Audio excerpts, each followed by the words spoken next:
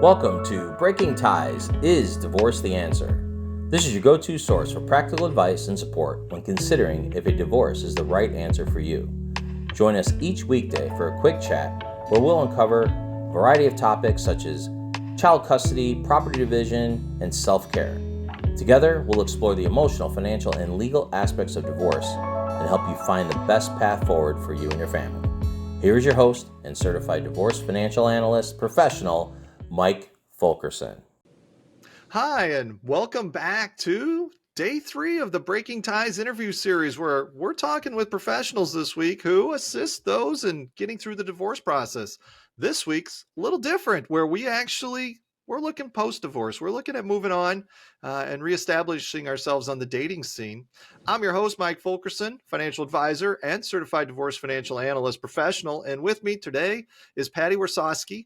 And Patti is a dating coach and the owner of A Game Dating Coaching for Men and Women. And I tell you, we've been getting great information all week from Patti. So if you are just joining us today for the first time, you got to go back and check out the first 2 episodes, because we had some great information being passed along by Patti that I think you'll really enjoy. Welcome to day 3, Patti. How are we feeling? Great. Feeling really great. It's a wonderful series you're doing. Yeah, well, it's only beautiful because of the information you're sharing with our listeners. I appreciate that. I tell you, it is really good stuff and really helps out a lot of people.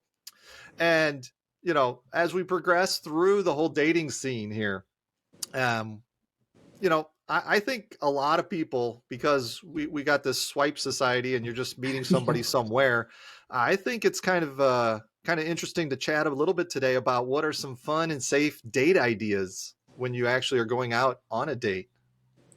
I think a lot of that seed is planted with how long you talk to and how involved of a conversation you have with who you're going out with.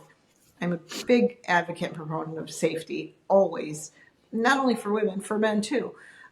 So I think where your comfort zone takes you is where you should go. If your comfort zone takes you to meeting up just at a coffee place and driving your own vehicle and having the ability to leave and paying for your own beverage, that's where you should go. If you feel you've spoken to this person enough, the other person, and you've had enough of an interaction, or maybe had the opportunity to have some Zoom or video calls, and you feel more comfortable, or if it's someone that you may know a little better, you might want to delve into something a little bit more personal, like going into a dinner situation where you're going to be with somebody for a couple of hours. But I would say, as far as just ideas, I think if the weather allows, I think a walk is a wonderful thing for a first date. I think it just gives you the opportunity to just kind of be free and easy. Everybody's kind of relaxed on a walk. I think a group activity is great for safety. Yesterday I mentioned meetup.com. They do a lot of activities. If you suggest going to an activity together, a lot of times there's live music, which is wonderful for a date. You can do something where you're among other people and you feel safe and you feel comfortable and there's something to talk about. That's the other thing, is try and do something where there's something to talk about. Whether it be you go to a movie and you go to have coffee or something after, you've got something to talk about. Or go to a common place that you both like, maybe a museum, something to talk about, something to keep the conversation going. It's not to say that you would be non-compatible if getting a conversation going is a little bit more difficult. Sometimes people just need time to come out of their shells. If you're really kind of just out of the gate of a divorce, nervous. People are nervous. So you might need that time. If you are fall into the chatty patty category and you have no problem talking to anybody and you can do just about anything, but your safety still should be in there, because if you don't feel safe, you're not going to feel comfortable. If you don't feel comfortable, you won't let yourself relax enough to enjoy and interact. And then what could have been an otherwise nice date turns into just a person just kind of getting in their own head. So I think group activities, just to recap, group activities are wonderful. Anything outdoors is great. If you're not an outdoors person, do something that's indoors, but maybe on a smaller scale. Don't commit to too many hours right up front. Right. Yeah, those are fantastic. And yeah, safety is always a number one concern, in today's dating scene. Along some of those similar lines, what are some red flags to watch out for, when you're dating, whether it's through conversation or just through chatting or something like that, I kind of think thing. What are your thoughts? I'm sorry, that one of the biggest things, red flag that I let people know about is when someone is just so adamant and just, let's get together now. Why don't we meet today? Why don't we, that's a red flag to me. Again, also being an instant gratification person, yeah, that all sounds great. Like, oh, it'd be cool. But proceed with caution. I mean, if you're a parent, think about what you would tell your children in this same situation. Would you tell them, oh, no, just meet somebody on the internet and then, get out there a few hours later and meet up with them somewhere, or go to their house or something? No, we would never give this advice to our children. So we should keep these kind of things also in mind for ourselves, for safety. So that's a red flag to me. If someone is too eager, not that necessarily bodily harm will come to you, but my question then becomes is, why are you so eager? Why is the other person so eager? Is it because they're just not somebody that's on the same page with you and they're just kind of looking for like a quick interaction and move it on? Or is it someone that just doesn't have enough respect for you to get to know you as a person, to want to know more about you before they make a decision to get together? I just think that it's not a really thought through process when someone is too eager to get together with you. I feel like there's an ulterior motive, and there are scammers out there. We know it. I hope no one listening to this has fallen victim to that. But there are people that they may think about something about you or perceive something about you that they think is advantageous for them to meet you right away. And I also think another red flag is when someone wants to know a lot about things that are irrelevant. What kind of car do you drive? Well, where do you live? Do you live in a big house? What do you do for a living? Obviously, you want to share things on a minimal scale like that. What do you do for a living? I'm in sales. If you want to share more than that, if you want to give more information than that, or I'm an attorney or whatever it is, just proceed with caution on those things, at least in those first few interactions, because it's red flags when people want to know too much about you too soon. That don't have to do with who you are and your personality. They have more to do with like the material things in your life. So if someone starts talking to you about, when you were growing up, did you remember ever going to this place or doing that? Or something along those lines, then yeah, now they want to know about you. If they're asking you, what kind of car you drive, they don't want to know about you. That's irrelevant to who you are. They start asking you if you remembered watching a show when you were a kid, or, something about your upbringing or something. That's you. Just try and understand the difference between someone wanting to know about your life and your possessions and someone wanting to know about you personally and the way you think and the way you tick.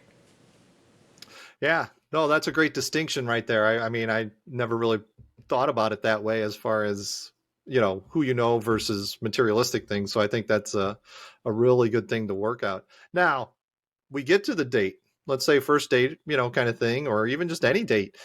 Some do's and don'ts to talk about when you're out on a date. Well, my first don't, I'm going to start with that. So I think anybody who's ever been coached by me or attends my Zoom sessions knows that I am very, very, I stand very strongly on the position is when you're going on your first date, don't bring your exes along. And I mean that figuratively, not literally. One of the things that people have a tendency to do is bring up their exes, ex-spouses, ex-relationships. And I get that it's a common ground and you can commiserate and, oh, my ex did this too and my ex did that. But you're not building a foundation for the two of you to establish your own relationship. What you're doing is you're bonding over your bad ex experiences. So I just remind people it's not a double date. When you go out, there should only be two people on the date. And so if you start talking about the ex, at the end of the night, what does the other person now know about you? They know about a bad relationship history, and they know about your ex. So if I were to say to them, well, what did you learn about her on the date? well, she had a terrible ex-husband and he did this and he did that. Not enough to go by to know if you want to have a second date. So I'm very, very big on that. Not saying it's not okay to bring up, oh, I was married for this many years and we got divorced because of this, if you want to share that information. But just kind of limit it so it doesn't become a back and forth bashing of the exes. And then the evening is over. And how do you really know if you want to see that person again? How do you know anything about them? Because now all you've done is had a therapy session. So big one there. Just remember, those things come out in time. If you guys get along great on the first date, those things are going to come out in time. Of course, you're going to share things like that. But let the first date really be about the two of you. Nice. As far as any do's, I would say a big do is walk out your door to go to that date with absolutely the best expectations. Do not go with the worst expectations. Like, oh, I really didn't want to go to this. I'm too tired. I don't know if I really like this person enough. I don't like that restaurant. Just going into it with that, it's like a self-fulfilling prophecy there. You're going to just have not a good attitude, and it's going to be picked up on. Go in there and say, hey, I'm bringing the best I've got. Let me see if the other person's bringing the best they've got. And somewhere in there, we might have a really fun night together or a fun date, whatever you're doing together. But don't get inside your own head. Do give yourself the confidence. Compliment yourself as you're looking at yourself in the mirror, getting ready to walk out the door. Compliment yourself on knowing that you are really excited and it shows. Just build yourself up because you deserve that whether you're going on a date or not. Always be comfortable in your own skin. So do try to remind yourself that this other person saw something in you and they liked it enough to create this dating situation with you. So play off of that. Say, hey, this person found me funny or attractive or interesting, because you are. So take that with you. Yeah, no, those are two really good ones right there on the do and the don't, and going out on the date and stuff. So, man, I think that was really great stuff. I get excited, like I get passionate about the don'ts and the do's. So. Right, that's it. So, hey, this actually does conclude our third day. We've made it halfway, Patti. Woohoo! So I want to let our listeners know that we're going to be back tomorrow with another episode, and that episode is going to have new questions and new thoughts and new ideas as we continue our discussion on dating and divorce. Patti and I would like to take a second to thank you for joining us today on the Breaking Ties interview series.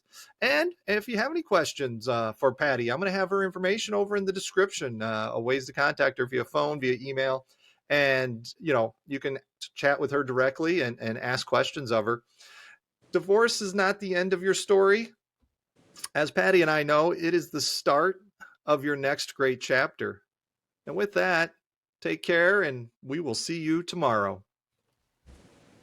We want to thank you for listening to this episode of Breaking Ties, Is Divorce the Answer? With Mike Fulkerson.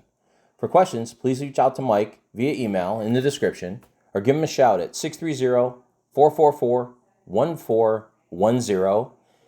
And remember to subscribe, like, and follow.